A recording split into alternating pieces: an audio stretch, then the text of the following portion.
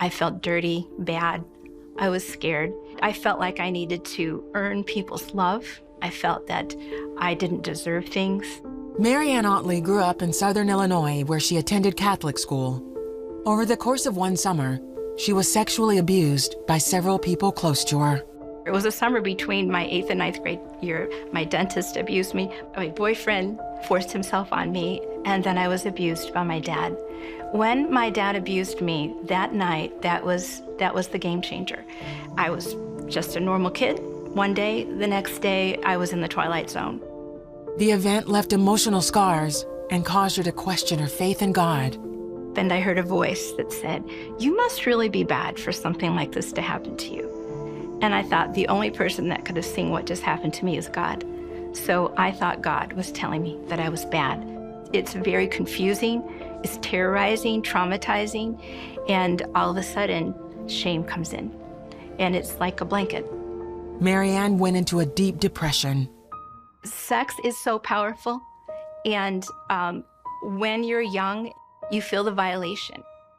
I felt like my heart was in a zillion pieces. As a matter of fact, I would think about going and buying a box of Waterford Crystal and just throwing it against a brick wall. I felt so shattered inside. Later, her parents divorced.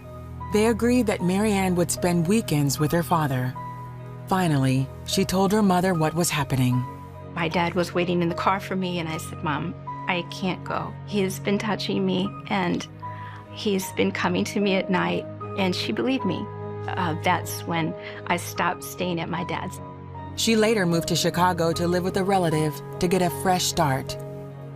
As a young woman, she turned to drugs and alcohol to ease her pain. I met a young man that I began dating, and he introduced me to cocaine. I found that comfort, even for maybe a minute, would take away the pain, and I began being addicted to things: food, alcohol, nicotine, cocaine, being dependent on other things to give me comfort. She also discovered she had great savvy as a businesswoman. When she was 28, she founded an aircraft brokerage company called JetNet.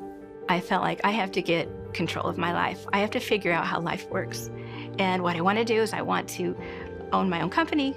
I want to earn a lot of money. I want to build a wall around myself so that no one will hurt me. Despite her business success, she still felt empty inside.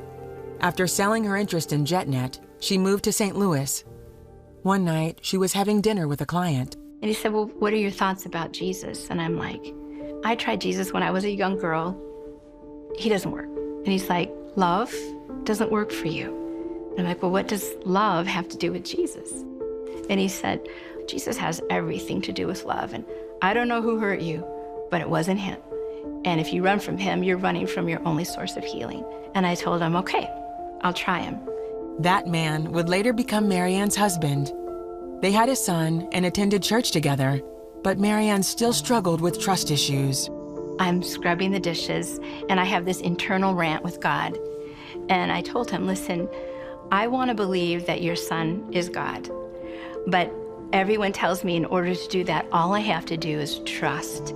And I trusted Dad, I trusted the dentist, trusted the boyfriend, and I only got hurt. And now I'm just supposed to trust you. So if you're God, I think it would be fair if you would just tell me. Mary Ann was not quite prepared for what happened next. My little boy walks down the stairs, and he said, "Mommy," urgently, pulling on my pant leg. "What, honey?" "Jesus is God." And I got down on my knees and I said, "Tommy, what did you say?" "Mommy, Jesus is God." I said, "Okay, you're God. I will believe you for the rest of my life, so I want to know you for myself." Mary Ann says she finally surrendered to God's love.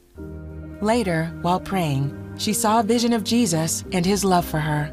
Jesus is standing in front of me with this white robe, and he just put the robe over me, and he put a crown on my head, and then he took my hands and he said, "Well, you're my princess."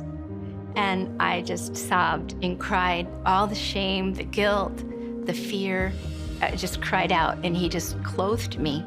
And I knew from that moment on that it would be my life's mission to help every woman that I encounter to know how beautiful he is and how great his love is. Marianne was eventually able to forgive her father.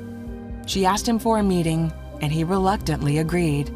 I said, Dad, when I was a teenager, I was very rebellious to you, and I came to ask you to forgive me.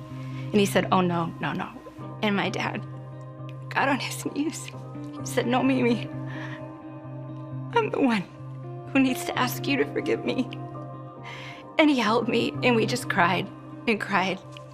He said, I got down on my knees this morning, and I asked God to show me what repentance looks like.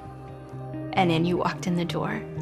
Today, Marianne is an author and consultant and ministers to women who have been victims of sexual abuse. It was only God's love that healed my heart. It was only God's love that washed all the shame away and helped me have a dynamic relationship with my husband and helped me have a thriving ministry and a beautiful relationship with my children. It really is all about his love.